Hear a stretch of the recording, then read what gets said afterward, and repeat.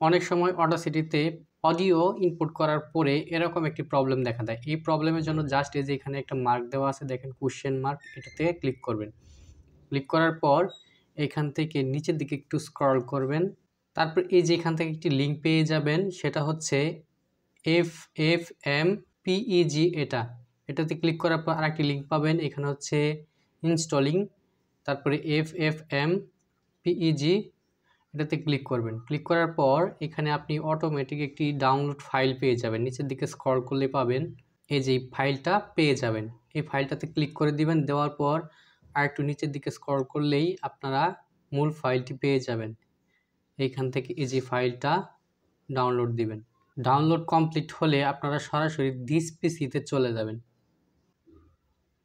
This পিসিতে যাওয়ার পর ডাউনলোড ফাইলটা খুঁজে বের করবেন, তারপর এটাকে সরাসরি ইনস্টল করে নেবেন।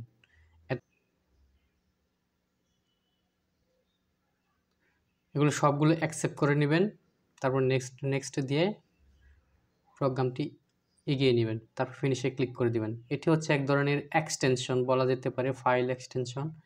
এখন যে কোনো অডিও যদি এখানে ড্র্যাগ করেন বা ইনপুট করেন সরাসরি কিন্তু সাপোর্ট করে নেবে।